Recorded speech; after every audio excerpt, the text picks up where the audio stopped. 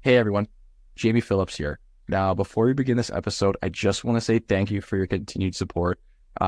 We don't have sponsors for this podcast, at least not just yet. And I know we joke about it and we plug it throughout every episode.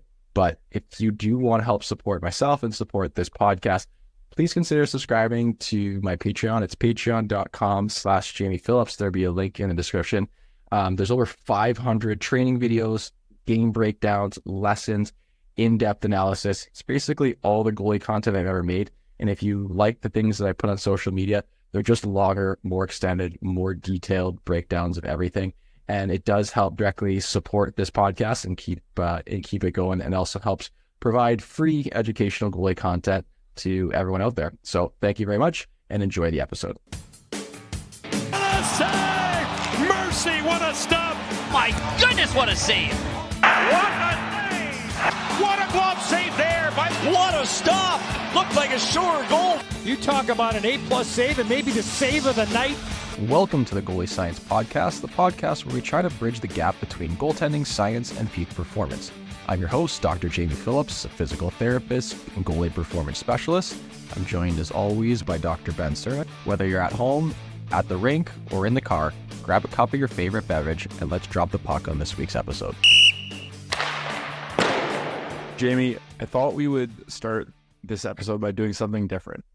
Oh my. I want you to say one nice thing about me, and then I'm going to say one nice thing about you. Positive affirmations to start this. Positive affirmations. This is going to be very different. No, cut this. Yeah, cut it. Oh, that's a good question. I think one positive thing is you are incredibly smart. But I got to end it with a little negative. You might be too smart for your own good, but you are incredibly smart. My brain is a prison. Jamie, my one nice thing about you is I think you do a wonderful job as a communicator, and I think you provide a great resource to everyone. And on that note, if you're looking for another resource, you should subscribe to Jamie Phillips's Patreon. Also, don't forget his YouTube. Lots of comment there at Jamie Phillips on YouTube as well. Jamie, what are we talking about this week? Love the shameless plug. I actually have been throwing in a few ads. I don't know if you've seen or heard those on the YouTube ones, just because I've been putting out a lot of like really good stuff actually really lately on Patreon, and subscribes have gone down just because it's the summer. I get It's the summer. It's not hockey season. And my subscribers usually jump up in the hockey season, but some of the things I put out, I'm actually like, one, higher quality. I bring out like the real camera, and it's been some good stuff. I don't want to toot my own horn, but some really good stuff. What are we talking about today? Tryouts. We love talking about tryouts. However, a little bit different. We're not talking about tryout prep. I think we've covered that quite a bit, what to do, professionalism, all that. But one thing we haven't really talked about is you just got cut. So now what? And I think it's really important because this isn't something that's like super talked about, because we always want to be positive. We start with positive affirmations and things, but the reality is there's only 2 goalies on a team. And you go to a lot of tryouts and you're getting 15 to 30 goalies trying out for a team. So they're not all going to make it. So we're going to give some, personal stories. We're going to give some professional advice and things to do. So I'll let you start it off, Ben. For you as a goalie and as a goalie coach, what's the first thing that you do to say to one of your goalies that, they text you, give you a call, say like, Ben, I didn't make the AAA team. Like, I'm really upset. Like, what do I do? Yeah, I think this is always, you're right. It's talked about, but not talked about, because there's a lot of things that go into this, right? I find myself telling this to parents every year. And sometimes it's to parents, it's in like a way that's like, I'm trying to almost console them. In other ways, it's like super, super genuine when that like hockey is not a meritocracy, right? Like it's not always the best player who is successful. And that, I don't think people know this, or maybe people don't know this, but that's also like not true at the NHL level. Like it's also not always a meritocracy in professional sports either, right? There's lots and lots and lots of exceptionally good athletes across every sport who are not at the highest level, whether it's opportunity, whether it's environment, you can name it. There's lots of reasons why. And, I think, Jamie, you can speak from your pro experience. not just for yourself, but for a lot of other goalies in similar positions where it's like, why weren't they given a chance? And you just don't even really know, right? Friend of the program, I always butcher his name, like Mark Dekanich will always talk about like, he had some of the craziest AHL stats multiple years in a row. Mm-hmm. And like, you know what I mean? There was no reason he shouldn't have not been given a chance. Yeah. Other than just, it's complicated. So the way I say, as I go back and tell parcels, it's not a meritocracy. So I say the same thing to the athletes too, right? Sometimes that's true. Sometimes you're the better goalie and you don't get picked. And sometimes you're not the better goalie and you don't get picked, or you get released, or you get cut. There's lots of things that go into it. So the first thing I think that is a positive way is I always say that, like, hey, I'm sorry. So that's the first thing. Yeah. It's not fun being cut. Like that, it sucks. It's happened to me a bunch. But the second thing, I think that when the goalie's ready or when a parent's ready is to reflect on, like, what does it mean moving forward, and what does it mean on the past performance, right? Like, were you really great at tryouts and there's nothing more you can do, and then it's okay, so now we just go into this year and we try to make the next team and we try to have the best season we can have? Or were there struggles at those tryouts, and those are now areas that it's like, okay, well, actually I get really, really nervous and I had a hard time in tryouts focusing. And it's like, okay, well, we've talked about mental skills. We had Brian McLaughlin on before. Like, there's different avenues to pursue. So I know that's a really long-winded answer, but I think it really comes down to, when we think of quote unquote the reason for maybe why we got cut or why we didn't make a team, that I think that reflection is really important. Yeah. You said a really good thing in that it's a sort of separation. So for us, we can speak to our experience now as coaches and mentors, where the way that we deal with a player is going to be different than the way that we deal with a parent. And if you're a parent listening, remember that your reaction to your child getting cut is going to influence their perception of how they got cut. Now, that your child is going to be disappointed, and that's completely normal. Like Ben said, like the first thing you usually say is like, I'm sorry to hear that. The second thing that I usually follow up with both the goalie and the parents is, was there any feedback provided? Yeah. And I think that's a really important thing. Now, one thing I do not like is that fewer and fewer organizations are providing feedback. When we were going through the minor hockey grind, I remember that I remember standing outside the locker room and every kid would go in one at a time. Sometimes you'd go in by yourself, you go with your parent, and they would tell you what their decision was, and they would provide feedback, and that was face to face. And then it moved into, just posting numbers on the board, and there's less face to face. Or only certain kids would get face-to-face contact. And then I remember talking to Booge a couple of years, I think it was last year, where it's just an email. Like it's just an email. There's no feedback. Just this is the team. And so I really don't like that. One of the things that I like to do is, as I get more involved in Fox, is to have that communication feedback, because I think it is valuable. Because again, this is sports and minor hockey sports. This is youth development, and I think that's where sometimes we can forget that last word there. It's development. Not only are we developing the players that make the team, but there should be some development value provided to the players that try out for the team. So whatever the reason is, if they're not as skilled or if there are other circumstances, I think that there should be feedback provided. And I really want it to be as accurate feedback. I spoke with a parent today, Sunday. I spoke to a parent yesterday. And I remember he got cut from a AAA team, and I sent you guys the feedback because it's ridiculous. But I found out that they had 3 or 4 separate goalie evaluators, and what they did was they all just combined their information into one, and so you had conflicting information. One of the things said that the goalie was too patient, and then the other thing said the goalie didn't go down. Or goalie was really good at patience, and then the other one says the goalie was going down too much. Or wasn't going down enough, excuse me. And I'm like, well, those are opposite things. Those are conflicting things. So just to stop my ramble here is what is the feedback? And then I want to hear what the goalie and what the parent in separate conversations, what they think of that feedback. Do they think it is an accurate assessment? Because in my brain, like especially if it's a goalie I work with quite a bit, like I know what they're good at and what they're bad at. Yeah. And so sometimes if like that feedback isn't accurate to what's going on, then that becomes more of a discussion for me, because then I have to be like, look, maybe it was whether it was just wasn't the day or all these other things, it's like, okay, well, at least we have something to work on. Yeah. And I think that that's the biggest thing is taking a negative, and you're never going to truly turn it into a positive at that moment. But what you can do is you can reframe it as this is an obstacle and a challenge to work forward and to get better. And if we're not ready now, the goal is to be in a position where we are ready this time next year. Yeah. And I think there's obviously a lot of great stuff there. And I know that we agree a lot on this.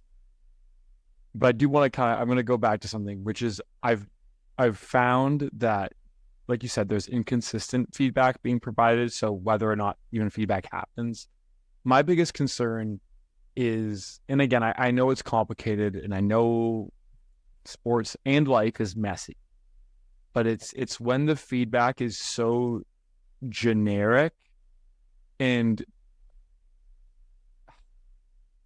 like I remember once when I was playing minor hockey growing up, I got this is one of my favorite stories. I played in on the worst team in the province of Ontario growing up. Literally for a number of years, you could not have played for a worse hockey team than the one that I played on. It was a really big learning experience. And it's why when parents complain about their team and their kids' teams in 5th place or whatever, and middle of the pack, oh, we're not that great. I just go, yeah, it took me 48 games to get a point one year. Yeah, I remember. So it's kind of funny that way. Maybe I was a part of that. Who knows? But I remember I got 1 year again, same organization, and the coach was named the head coach. And my Jamie knows my dad, but my dad for the most part is a pretty calm, quiet hockey parent, doesn't really get involved too much, but had gotten in a bit of a spat with this person like a decade prior with the person who became the coach. And so we had requested to be just released from the organization immediately when they were named head coach, because I was like, oh, I'm just gonna get cut.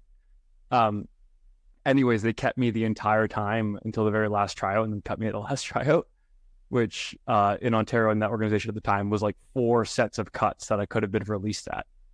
It kept me to the very end, and so you can't go really try out for the other team, which was like a big moment in my life. But I remember this is that they told me it was because of rebounds. That was it, right? And I think that's like the big 3 that you hear from this. Again, it's a long-winded story, but it's one of the big 3 things that I hear lots and lots of goalies being provided as their reason or their thing to work on is rebounds.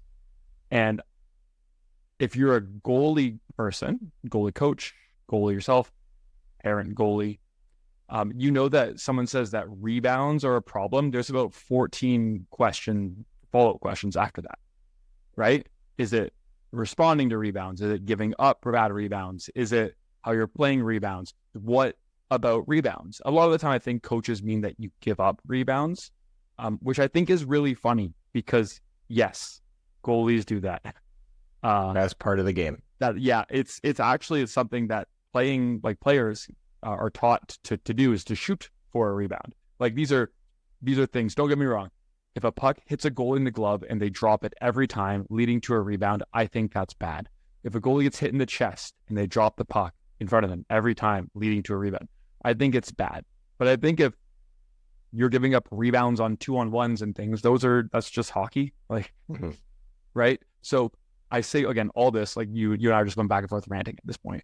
But I think my biggest concern with feedback in tryouts and feedback in organizations is just that it's not good. It's not always good. And so if you get cut and get released and you get that feedback, take it with a grain of salt, because not every organization is going to have a full-time goalie coach, or they're not going to have a contracted goalie coach that comes out. I know a lot of organizations that their head coaches are the ones that make those decisions. Yeah.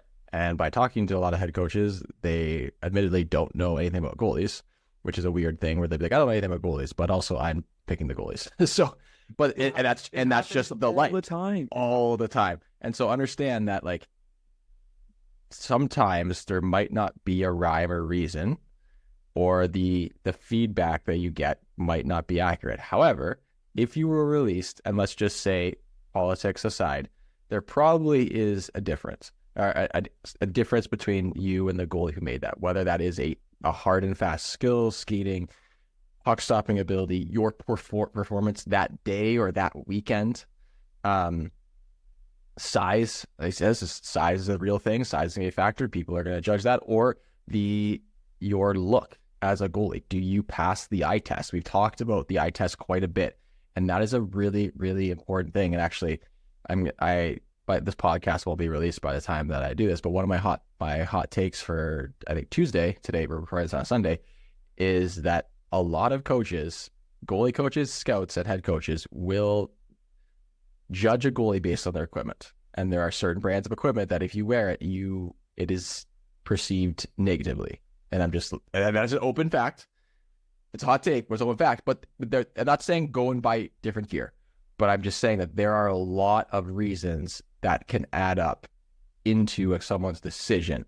So to dwell on the feedback that you get in your paper that says like, rebounds isn't going to serve you, it's really important to communicate with your goalie coach, and maybe just ask your goalie coach, especially if they're separate from the tryout evaluation, be like, hey, I didn't make it.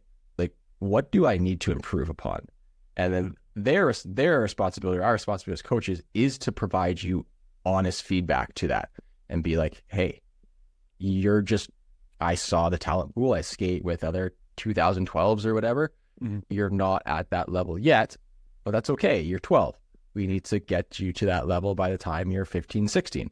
And those kind of things, have those kind of difficult conversations.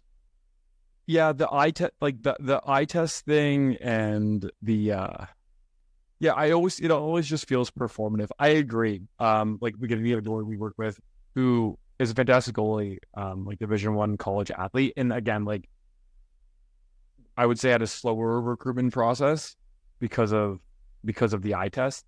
And Jamie, you know, I have had this conversation a lot of times on what evaluation tools are being used, and those tools in theory should drive feedback, right? So, and I don't think we really have the time, and this is definitely a topic that I feel really passionately about, since part of what I do as a job, we'll call it with research, is evaluating how we measure things, and so how we evaluating how evaluators will measure and pick things. And so that's an imperfect thing, right? No matter what tool they're using, whether it's like a checklist or nothing at all, just what they see, right? So I think people should know that too, that those processes are flawed. They're imperfect, like a lot of things in life are. But again, that doesn't mean that, like you said, that doesn't mean that sometimes it is just, like sometimes the other person is better. Like that, again, I always talk about when I became 18 and I started fully appreciating that people were just better than me, and I couldn't keep up to them. I was like, oh, okay, that is what better is. Cool, good to know, right? And that's the honest truth, right? Sometimes there is people who are better. That doesn't mean that, again, like you said, you can't develop and become better than them over time. The goal should never to be the best 11-year-old in the world, right? The goal should be is if, again, as hockey, your goal should be to have fun and continue getting better, but the goal should be to try to be the best you can when it matters more, is how I'm going to phrase it, right? Agreed. Yeah. And the last thing I'll talk about evaluation before we move on is, even if sometimes I've seen like organizations will have like check boxes and like different criteria that they want their evaluators, whoever they are, whether those are parents, coaches, goalie coaches, to follow. And remember, sometimes those things are kind of ridiculous or almost intangible. Like you can't quantify them. Like I have one. They're super subjective. Like, can we? I have an evaluation thing. This is your expertise, but I'll say this before you take over. I have an evaluation for Hockey Canada, arguably one of the best organizations in the world when it comes to hockey. And one of the criteria is injury prevention and likelihood of injury. Like, oh God, like my physio brain is exploding when I see that. I'm like, that's ridiculous. How did you do that? Do you just look at a kid and be like, hey, have you ever been hurt before? Well, no. Okay, you're probably not going to hurt. Like, you can't say that. Like, how could previous history of groin injury? But those are things that like. But to be fair, playing again, you don't know how used that evaluation is right? Like that's the other thing too. With any evaluation, whether it's, U10 hockey or World Junior Selection Camp, an evaluation tool is exactly that. It's just a tool. It's very unlikely that's the only thing being used. Now, I would actually say the younger you get, the more likely that is the only thing being used, and they're using it as like a ranking system. But the point that I wanted to add is what makes hockey both so beautiful and so frustrating is that there's a lot of things that are just hard to measure, right? So Jamie and I, shockingly, have received pushback from time to time on certain things. It's hard. Hey, I couldn't believe it either that my takes weren't all correct. Not every. No, they are correct. Everyone else just has wrong opinions. But like we talk about this a lot, right? Like this idea of good and bad skaters. Skating is again, there is no goalie skating test that defines who is a good or a bad skater. We don't have any form of objective, so we don't have any type of measurement that is repeatable without bias that we can give to people to use to evaluate who's a good and who's a bad skater. So if you're in a tryout or cut from a team or made a team and your feedback says, really great skating, there is so much interpretation required there. Or if it says needs to work on skating, there is so much interpretation there, right? Is it up skating, down skating, transitions? What part of skating is going into it? I think a lot of the time when you and I, Jamie, define good and bad skaters, we're talking about people who get to good positions efficiently and reliably and consistently is what I look for in my evaluation of skating, right? So like, I don't particularly care if someone's really fast. That's not what I mean by a good skater. It means, do they get from A to B in an effective way on multiple different types of plays? That in multiple different types of scenarios, that defines a good skater. Now, again, even that is super subjective. I wish we had a more objective way. Someone should probably try and figure that out, but it's really hard. So that's just my little rant on those evaluation tools. Yeah, I use the term, and if you're a fan of the Patreon, you would know this quite a bit. Skating efficiency. And so for me, like what is a good skater? Same thing. Like there is a component of speed, obviously, like how quickly you can get from A to B, or get your middle of your body to it goes into efficiency. Speed of skating ties in with the least amount of excessive movement. I would say the least amount of movement to get there. It's kind of how I put it. But again, that's a subjective. That's how I see it.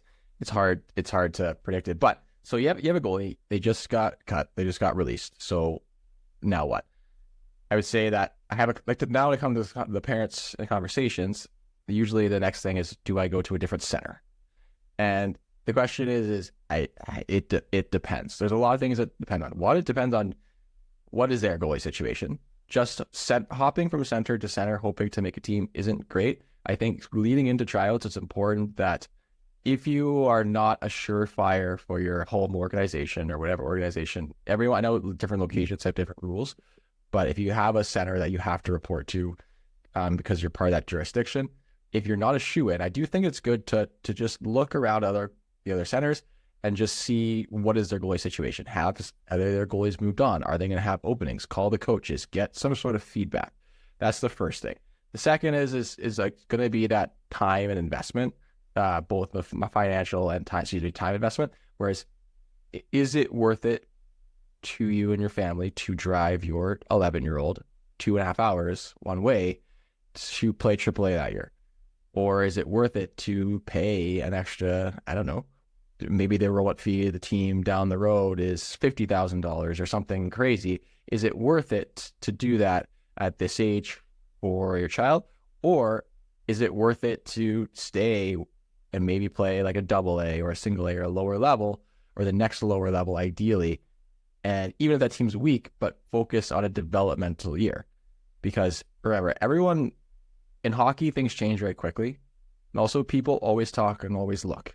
And you would be surprised. And now with today's technologies and things like LiveBarn and Instat and all the different like evaluation tools, we can watch goalies and teams can watch goalies from almost anywhere.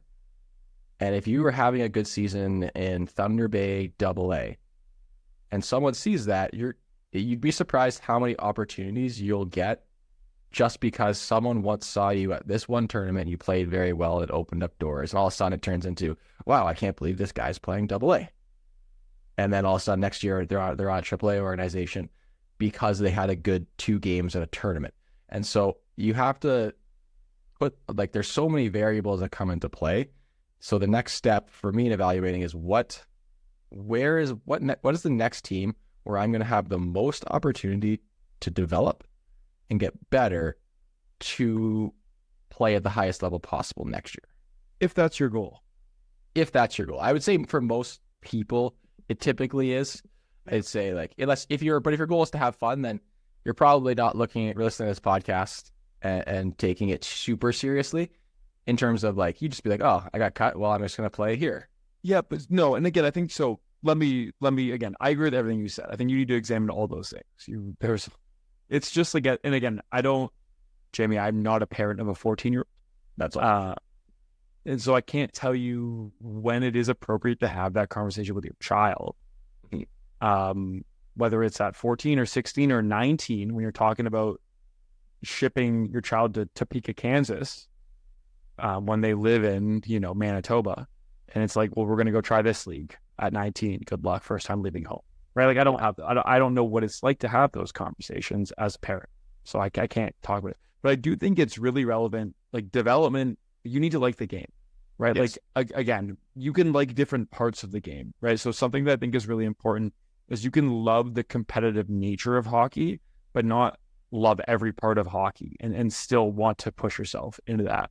I know, again, speaking for myself, and I think I'm going to speak for a little bit for you, there's definitely times where I definitely didn't love hockey. I liked the challenge of it, and I liked the competitive nature of it, right? But it's tough being a goalie. It's not exactly the easiest time, and I think that's worth acknowledging too. So I think when we're talking about development, like, you need to, if you want to get better, you need to also want to go to practice and go to training and go to the games you play. And so if you're not enjoying that and it's the endless pursuit, and you're playing U13 single A and you're like, I need to play AAA, I need to make AAA, I think, again, there needs to be an evaluation of your values too, right? It isn't, again, when you put all the eggs in the basket of, like, that really short-term goal, I think that can be a hard pursuit as well. I think it's just tough on people, both parents and kids,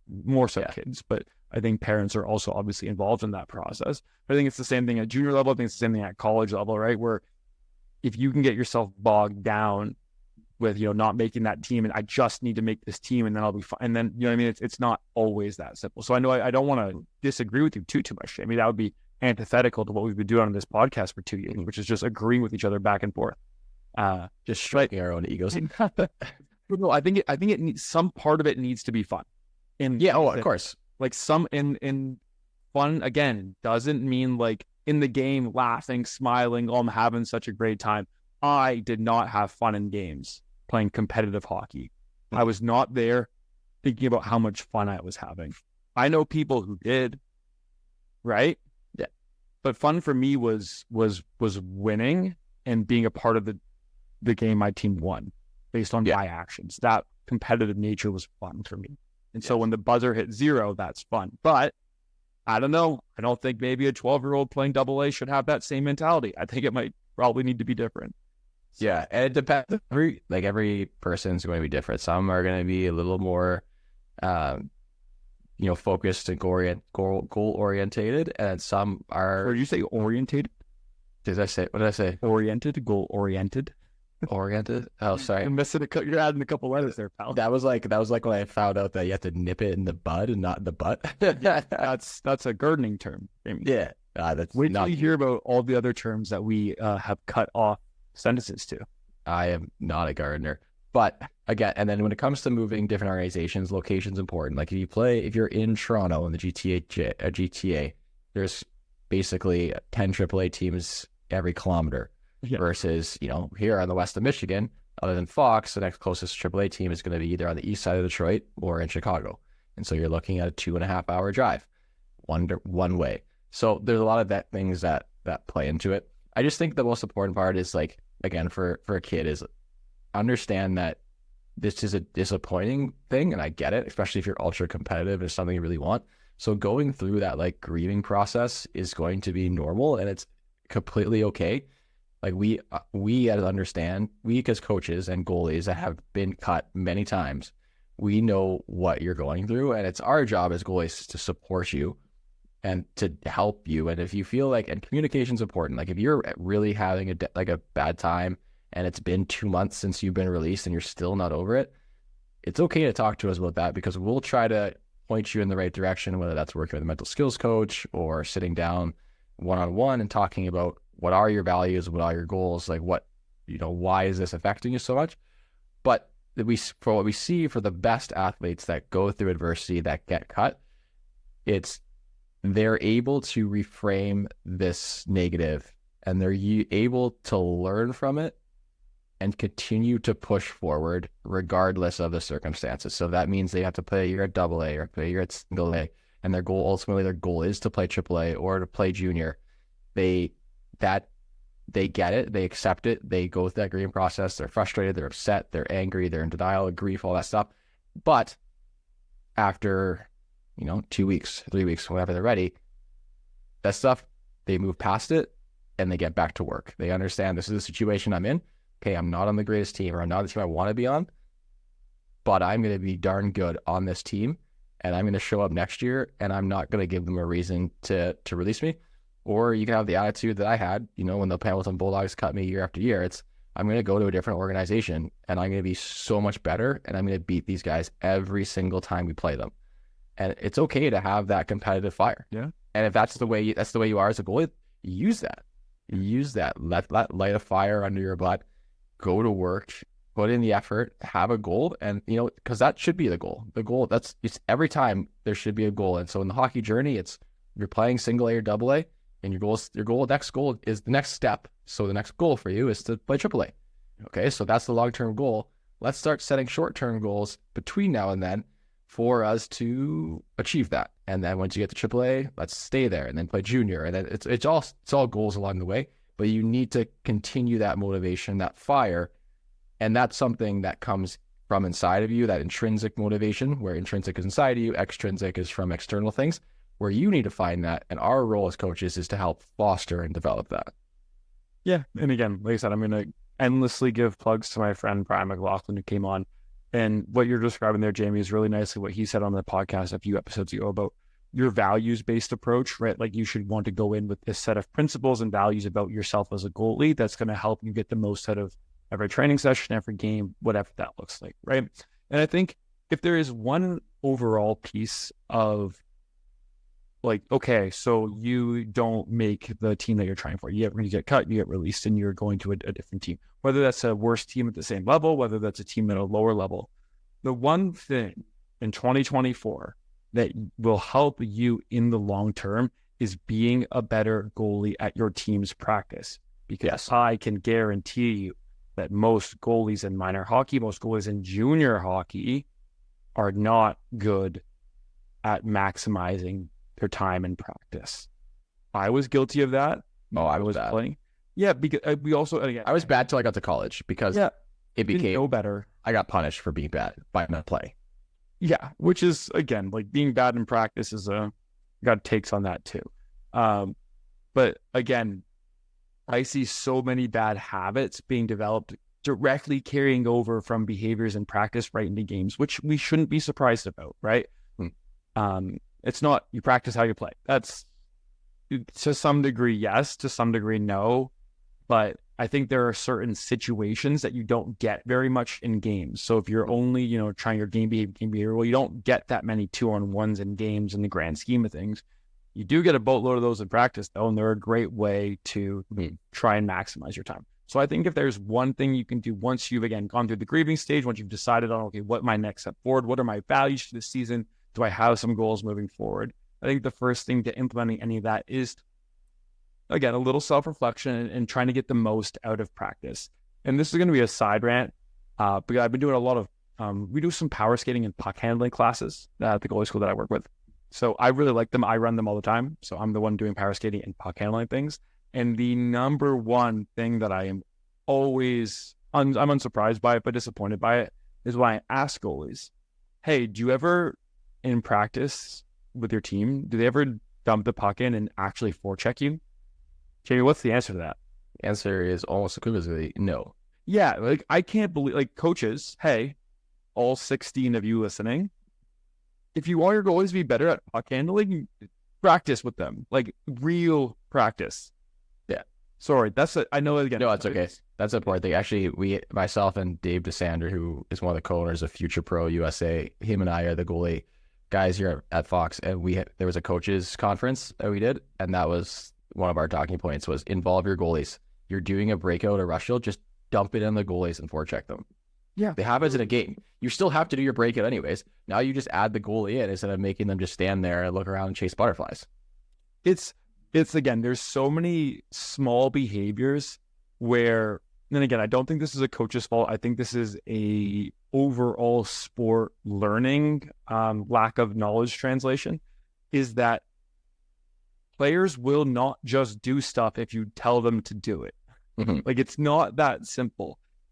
It is possible if they have a lot of expertise. So again, the highest levels, if they have a lot of experience doing it, if they're younger. But if you're just like, hey, we need you to go stop that puck, and you tell it to a goal, as in stop the dump in, and they haven't done that in practice seriously or engaged, they're not going to suddenly go do it just because you're telling them to do it. They don't have necessarily the skills to do that, right? And so that's why, this obviously ties into what you can do if you're trying to make a team the next year. If you're trying, like, okay, well, tryouts are Happy Gilmore, 364 days till next year's hockey tryouts. What do I start doing? Well, it's not tough enough, but maybe it is tough enough. But it is, okay, like, how do I maximize my time moving forward? And what's one way that I can get an edge? And that's being a really, really just a better practice goalie than your peers, because it's hard to engage in practice. It is, but that's something that you can take pride in. And again, something that looking back on, I wish I also was better at. So yeah, I agree. All right, Ben, before we wrap this up, what's it's a hot take, grind your gears, or what's been on your mind goalie-wise lately that we haven't talked about in the pod? Okay, weird one, maybe.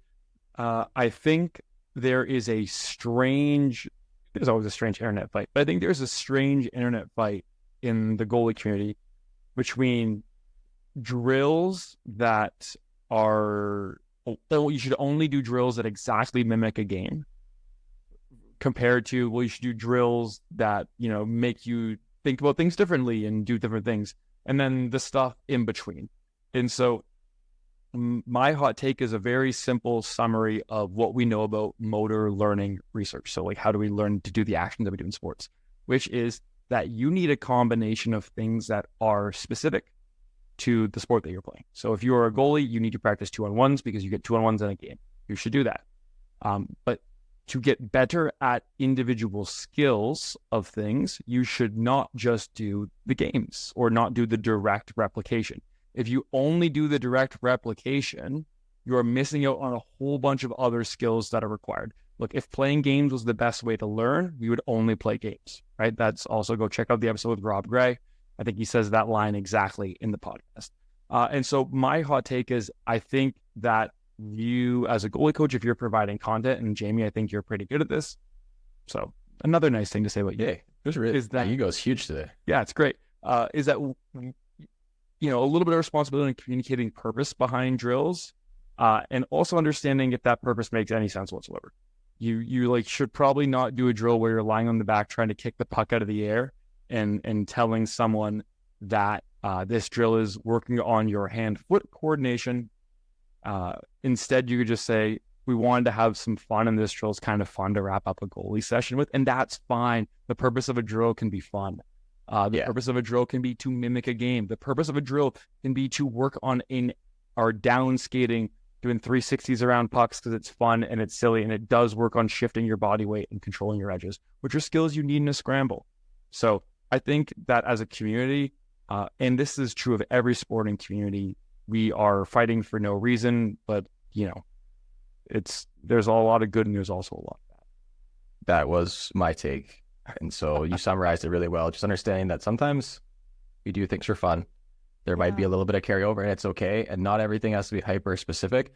And then also doing things that are not specific, but saying they're specific just to justify them to yourself or to others, that's kind of where I don't love. Like, I don't love the, hey, we're doing like a spinning around the back catch and shoot the puck, blah, blah, blah, blah. It's not specific, but it's okay because is that your warm up? That's going to get your body going. You're sweating and you have some fun. You're perfect. But just say, hey, this is our fun, puck handling, skating combination warm up. We're just getting the feet going, getting the goalie some touches before we get in the shots. And that's A-okay to me. The nice thing, and this is, again, the nice thing is that humans and goalies, who are humans, like are really good. We're learning machines. Like we will get better. If you do like 30% of the right stuff and 70% of just stuff, like we will still get better from all the little intricate parts that go into all that stuff. Right? So I think, and again, I know that I've changed my approach over the past years. I know you have too, where I would say 5 years ago, you and I would have been like angry about the way some drills are being done. No, this should be like this. And I think now it's a lot more, and this is not us. We are not being supreme. We're not better than everyone else. It's just that like, it doesn't matter as much, right? Like, there's so many different ways to learn and help support goalies get better and develop. A lot of it's just, again, is it applicable? Are they going to work on something here? Is that something fun in the last 3 minutes of practice? Is that something I want them to push themselves out of their comfort zone? Because I find that this goalie is too robotic and they're scared to make mistakes. So I'm going to force them to drill where it's awkward on purpose, right? Like those are all real reasons. You don't need to make it sound smarter or clever than that, you know? All right, Ben. Another good episode. Thanks. I don't have any takes because that was my take. Yeah. So well, it's been the take of the week. You got any? Yeah, we have been going back and forth in our group chat about that. For the uninformed, Jamie got mercilessly bullied on the internet for having a goalie do a spin around a puck in a warm up skating drill. Which, Jamie, I'm gonna go on a limb here and say that I too have made a goalie spin around a puck. And I make goalies spin around pucks a lot in the summer because you know what? They have a hard time with it because it's hard. It works on edges. Yeah. So for context, the coach said that he was asking why I was doing that drill because he teaches he never wants their goalies' backs to the play. And I would say, yeah, you don't ever intentionally want your back to the play. However, a couple of times is, although not the focus of the drill, your back sometimes will be to the play. Sure. But also, like, I'm just trying to find different ways outside of the normal T pushes and cuts and stops to change edge, change directions. And in that drill, there was a lot of rapid changes directions and change directions from RVH bumps. And also, it is start of August. Like, I've been skating with that goalie 3 times a week for the past 5 months. Like, there's only so many drills. I come up with as millions of drills. But I want things to be fun and creative, and especially when we ski at like 6 a.m, I try to get their brains working. Yeah. And I give them overly complicated drills on purpose because I want them to have to wake up.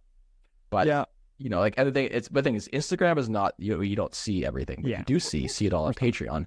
But but that's just a clip. And it's for when I put those out, it's more of like, hey, here's a drill that I did and I thought was cool. And if you want to try it because you're not really good at coming up with drills as a goalie or as a coach, go try it. And maybe you like it, maybe you hate it, or you just tweak it and make it your own. And that's the point of it. You know what? Again, I can't let you have the last word. One of my favorite things with like a bit of a weird skating drill, again, mainly weird skating drills. I'm not that creative with weird puck drills.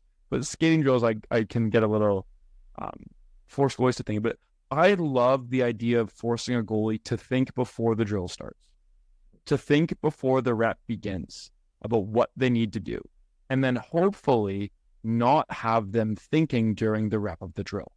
Yeah. You know what I mean? Because I think that actually is really representative of what you want in a goalie in a game. And again, I don't want to tell people they're wrong. Everyone's got an approach that works for them.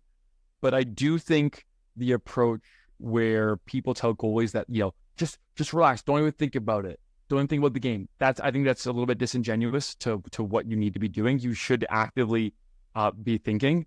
You should be, okay, I have to scan, look, what is going on, digest, okay, pass threat, where's the threat?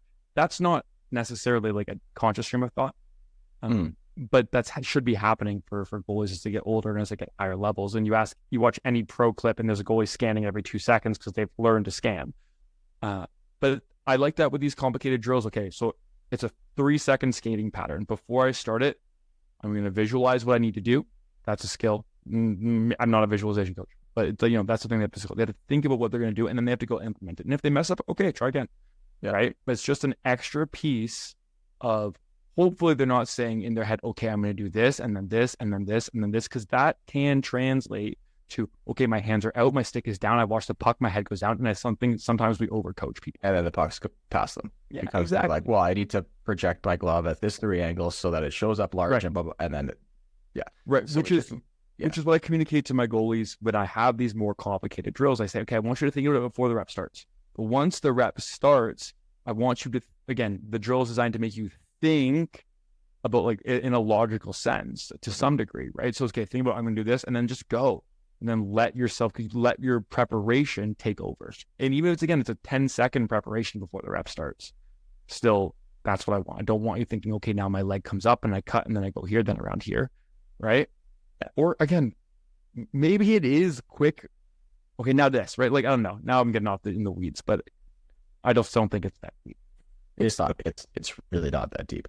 All right, Ben, I'll let you get the last word. Thanks, Jamie. Everyone, thank you as always for listening. If you're tuning in right now, again, we appreciate you for all the stuff that you do and for supporting goalie science over the past couple of years. We like doing this, and we're happy that you enjoyed as well. We have some exciting stuff in the horizon for the rest of August. We have a little mini analyst series coming up where we're going to dive into some advanced statistics and how hard it is to measure and understand goaltending. So looking forward to it. Till next time.